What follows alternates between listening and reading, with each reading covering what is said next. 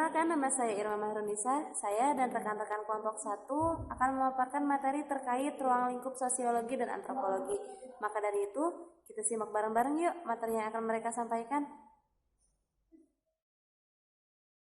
Assalamualaikum warahmatullahi wabarakatuh. Perkenalkan, nama saya Nur Azizah dengan NPM 202171022. Di sini saya akan memaparkan tentang PIPS dalam ruang lingkup sosiologi. Nah, secara tematis, ruang lingkup sosiologi itu dapat dibedakan dalam 10 jenis. Yang pertama, dalam sosiologi pedesaan atau rural sosiologi. Nah, dalam sosiologi pedesaan ini diwujudkan dalam meneliti masalah pedesaan guna mengenali kontinum pedesaan perkotaan, di mana sejak tahun 1960-an dalam kontinum pedesaan perkotaan ini terjadi kemandekan teoritis, di mana kajian ini gagal dalam pemecahan persoalan-persoalan dalam ranah yang lebih luas, di mana tidak ada analisis struktur di antara petani dan ekstensionisnya. Salah satu aspek yang sangat mengganggu dalam sejarah sosiologi pedesaan ini adalah terjadinya kegagalan ilmu dalam mengembangkan analisis terstruktur tentang produksi pertanian, tingkat perusahaan sampai struktur agrarisnya. Oleh karena itu, sosiologi pedesaan saat ini masih terlibat suatu kontroversi yang belum efektif statusnya, yaitu sebagai disiplin ilmu yang memiliki objek penyelidikan dan metode penelitian yang lebih khusus. Nah, untuk ruang lingkup sosiologi yang kedua, yaitu sosiologi industri atau industrial sosiologi.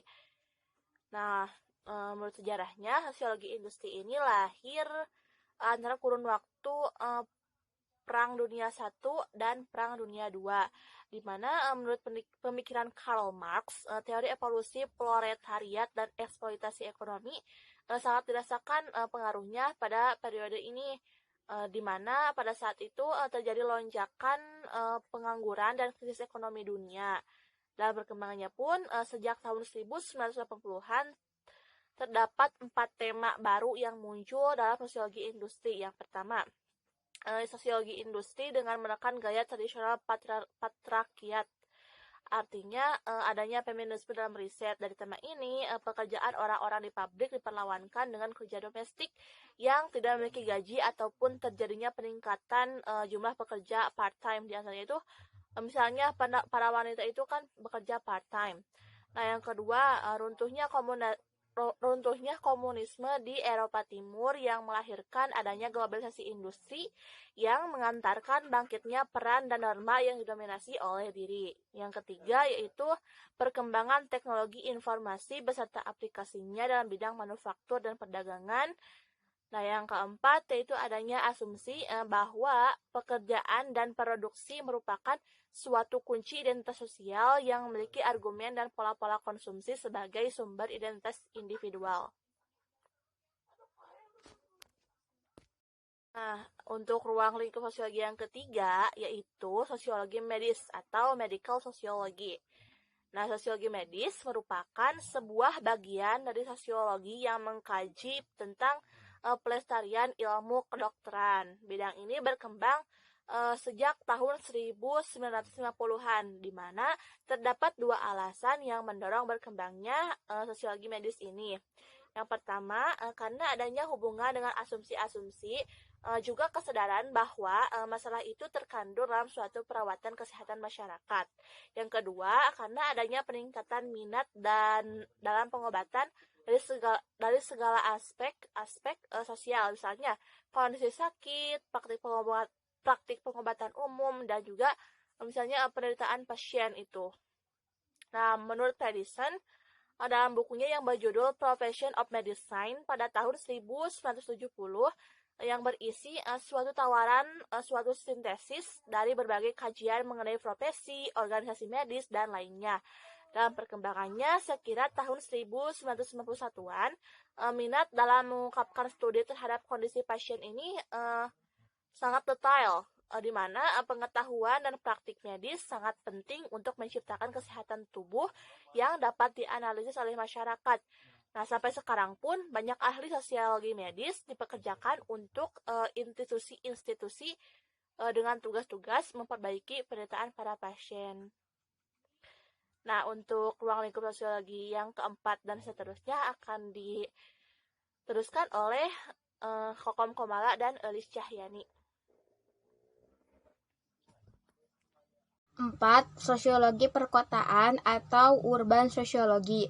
Sosiologi perkotaan adalah studi sosiologi yang menggunakan berbagai statistik di antara populasi dalam kota-kota besar. Kajian utamanya terpusat pada studi wilayah perkotaan di mana zona industri, perdagangan, dan tempat tinggal terpusat. Praktik ini menerangkan pengaruh penggunaan tata ruang dan lingkungan kota besar dalam beberapa lokasi atau daerah miskin sebagai jawaban atas beberapa kultur, etnis, dan bahasa yang berbeda.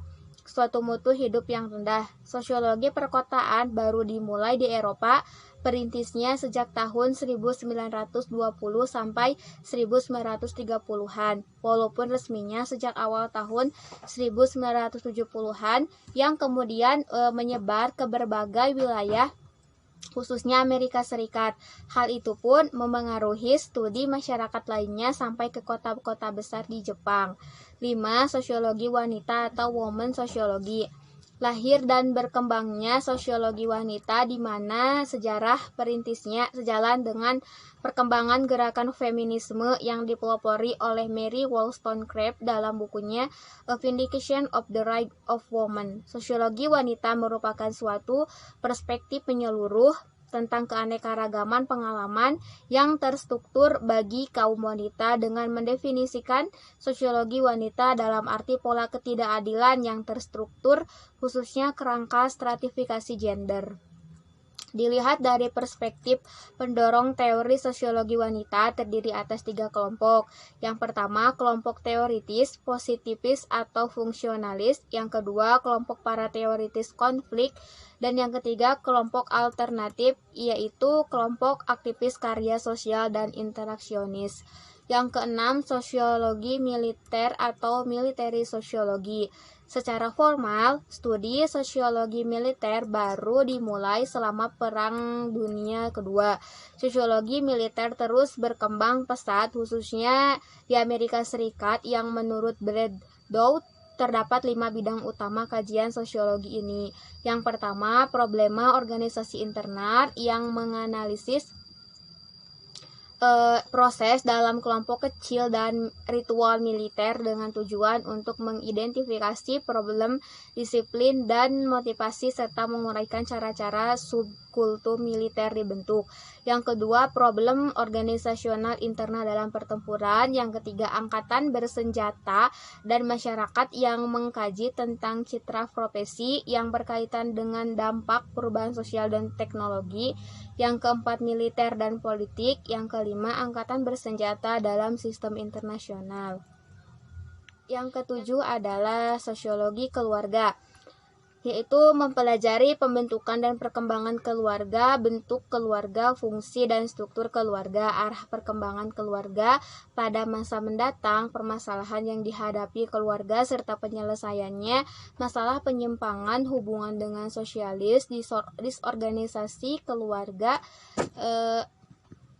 masalah keluarga berencana, mencakup hubungan keluarga dengan sistem sosial lainnya, serta implikasinya terhadap anggota keluarga. Terima kasih. Bismillahirrahmanirrahim. Assalamualaikum warahmatullahi wabarakatuh. Di sini saya akan menjelaskan materi selanjutnya tentang poin yang ke-8 tentang sosiologi agama.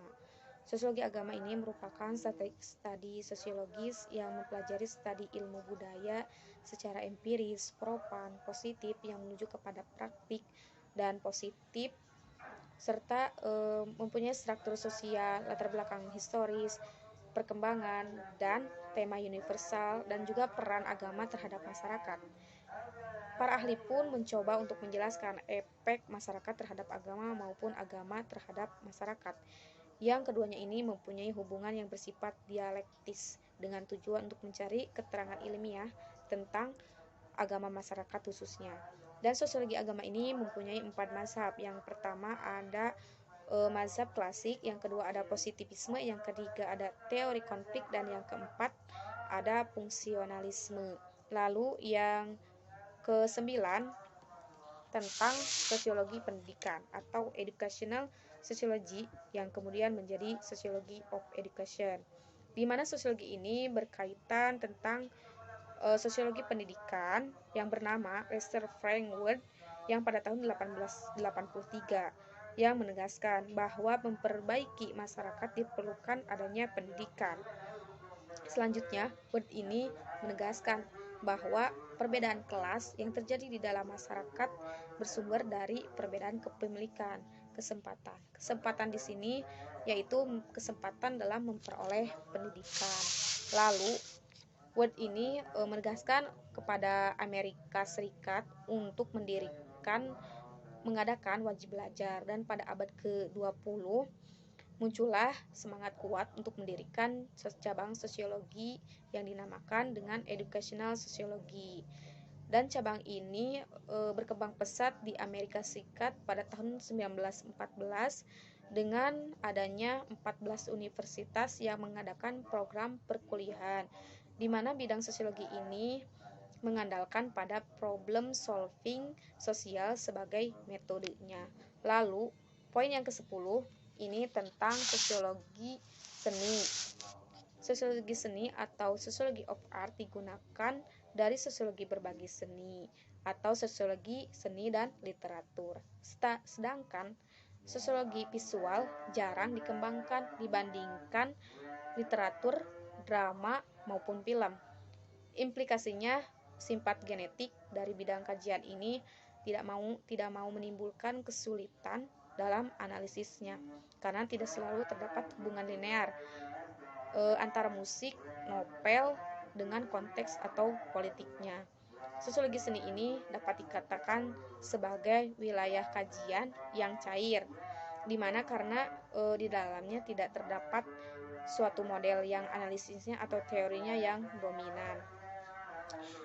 Lalu sosiologi seni ini kebanyakan menjadi fokus kajiannya yaitu di banyak negara kecuali di Inggris, atau studi literatur, yakni pada seni pertunjukan yang menyajikan kompleksitas. Bismillahirrahmanirrahim. Perkenalkan, nama saya Yeni Mariani, NPM terakhir 034. Di sini saya akan menjelaskan mengenai pengertian antropologi dan antropologi fisik.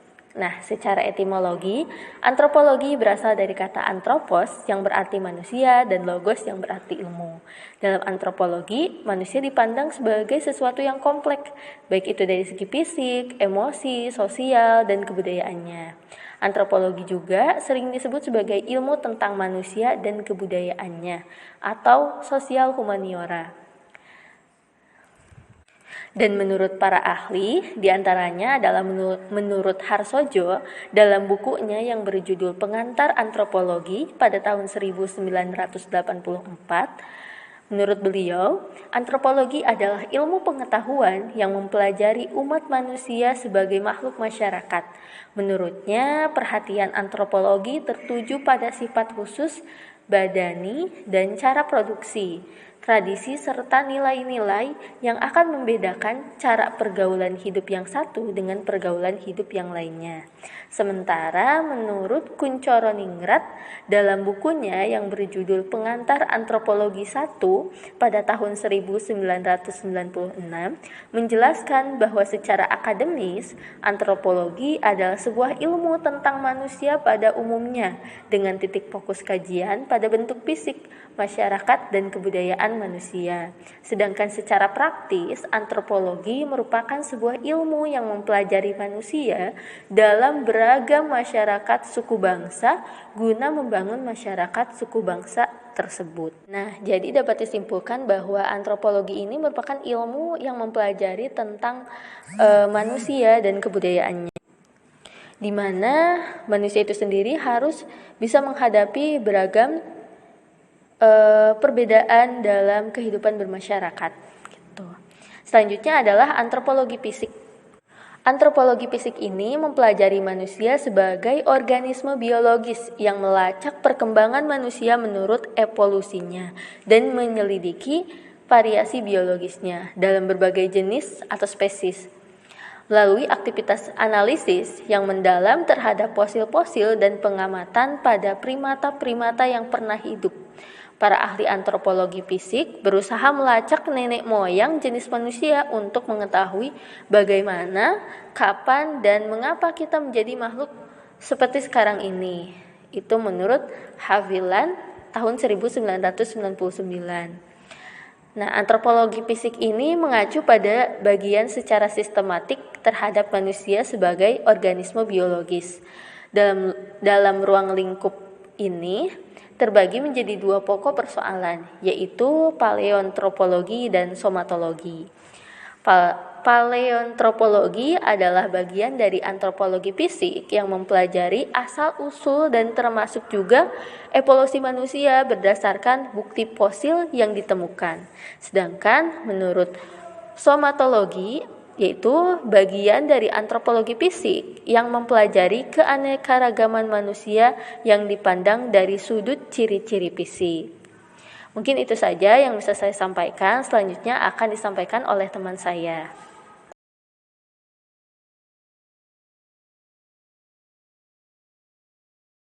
Perkenalkan, nama saya Irma Mahrunisa. Di sini saya akan mempresentasikan materi terkait antropologi budaya, yang mana antropologi budaya ini memfokuskan perhatiannya terhadap kebudayaan manusia ataupun cara hidup dalam masyarakat. Nah, menurut Haviland, bahwasanya cabang antropologi budaya ini terbagi menjadi 3. Di antaranya yang pertama ada arkeologi, yang kedua ada antropologi linguistik, dan yang ketiga ada etnologi. Nah, akan tetapi sebelum kita beranjak ke poin yang lebih jauh untuk memaparkan masing-masing dari 3 cabang antropologi budaya tersebut, alangkah lebih baiknya kita mengetahui kajian apa saja yang terdapat dalam antropologi budaya. Nah, perlu kita ketahui bersama bahwasanya antropologi budaya ini menekankan terhadap 4 aspek yang tersusun. Yang pertama adalah pertimbangan politik, yang kedua adalah menyangkut hubungan kebudayaan dengan kekuasaan, yang ketiga adalah menyangkut bahasa dalam antropologi budaya, dan yang keempat, preferensi dan pemikiran individual yang mana terjadi hubungan antara jati diri dan emosi. Sebab antara kepribadian dan kebudayaan memiliki keterikatan yang sangat erat. Nah, untuk selanjutnya kita akan membahas satu persatu yang menjadi cabang dari antropologi budaya. Yang pertama adalah arkeologi, yang mana arkeologi ini adalah cabang antropologi budaya yang mempelajari benda-benda peninggalan lama dengan maksud untuk menggambarkan serta menerangkan perilaku manusia, karena dari peninggalan-peninggalan lama akan terpantul ekspresi kebudayaannya. Contohnya, penelitian yang dilakukan oleh David H. Thomas yang cukup menarik adalah proyek sampah, yang mana Thomas meneliti sampah-sampah rumah tangga yang dibuang di sekitar kota. Ternyata dari sampah-sampah tersebut dapat memberikan informasi yang sangat penting terkait aktivitas sosial masyarakat. Nah, dan yang kedua ada antropologi linguistik, yang mana antropologi linguistik ini mengatakan bahwa manusia adalah makhluk yang paling mahir menggunakan simbol-simbol, sehingga manusia disebut homo symbolicum. Karena itu, manusia dapat berbahasa, berbicara, melakukan gerakan-gerakan, dan juga banyak yang dilakukan oleh makhluk-makhluk lain yang serupa dengan manusia. Akan tetapi, manusia ini mampu untuk mengembangkan simbol-simbol tersebut, mengembangkan bahasa, mengembangkan lambang atau simbol yang begitu kompleks. Nah, yang poin terakhir yaitu ada etnologi, yang mana etnologi ini pendekatan etnologi atau bisa kita sebut dengan etnografi yang lebih memusatkan perhatiannya pada kebudayaan-kebudayaan zaman sekarang. Nah, telaahannya itu terpusat pada perilaku manusia. Hal ini bisa kita sebut bahwasanya etnologi dengan arkeologi ini bisa dikatakan hampir serupa.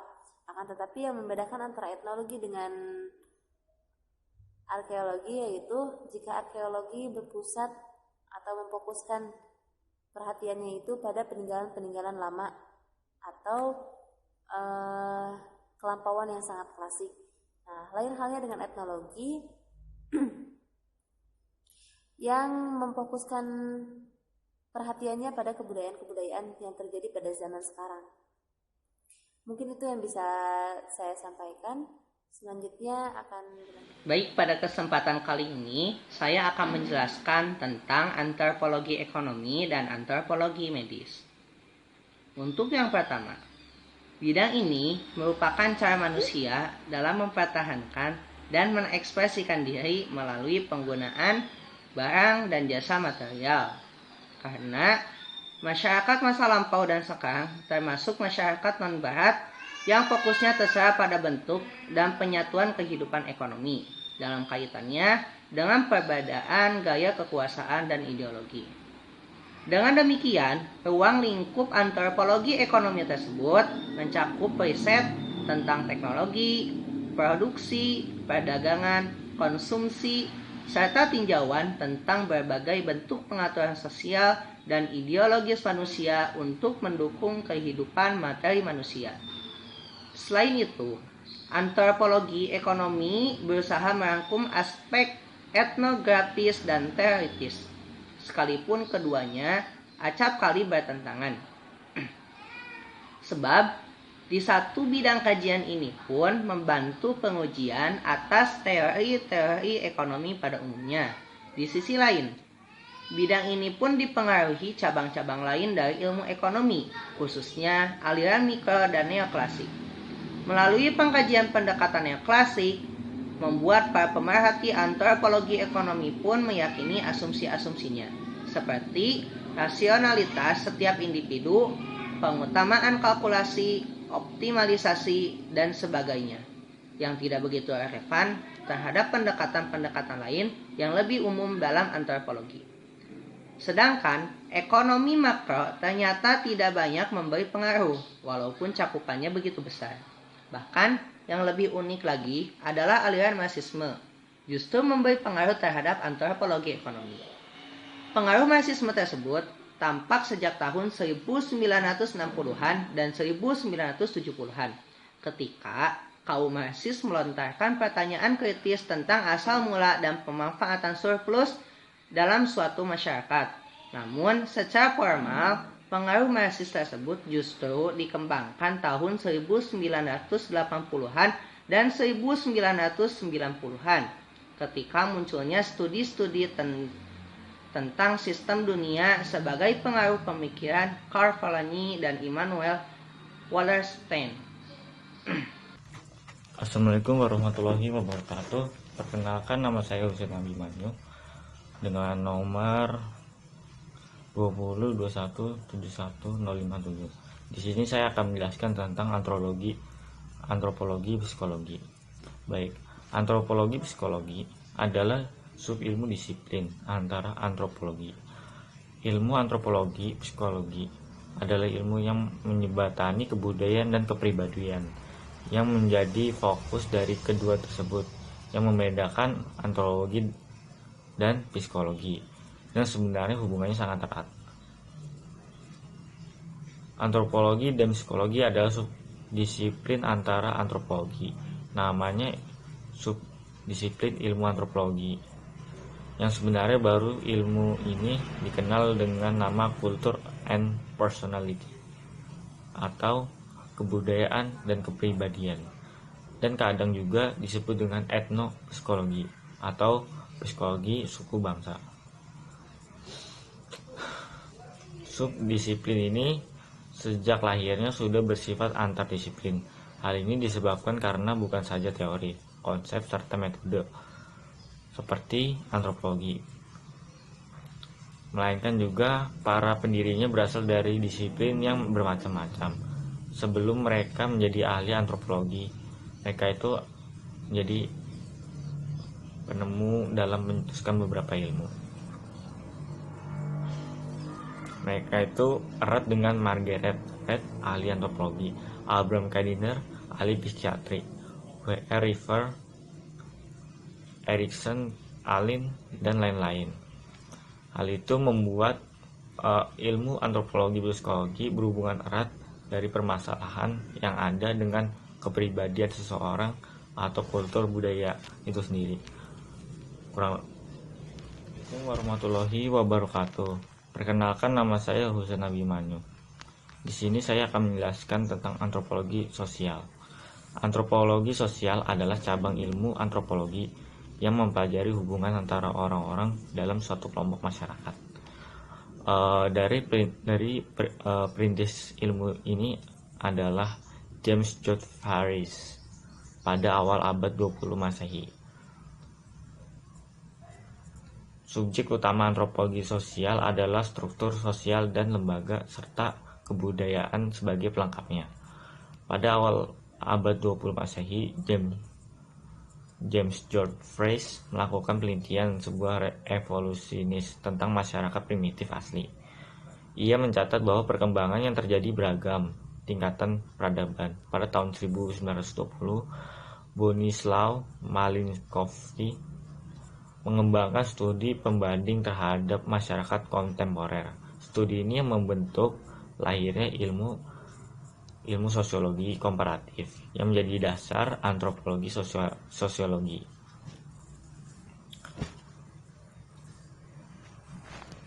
Dari sumber-sumber tersebut, antropologi sosiologi bertujuan untuk memahami suatu kultur budaya pada lingkup yang luas dalam masyarakat atau individu lebih dari satu. Sekian dari saya. Wassalamualaikum warahmatullahi wabarakatuh. Sekian yang bisa kami sampaikan. Terima kasih atas perhatiannya. Kami kelompok 1 pengantar ilmu pengetahuan sosial mohon izin pamit undur diri. Wassalamualaikum warahmatullahi wabarakatuh.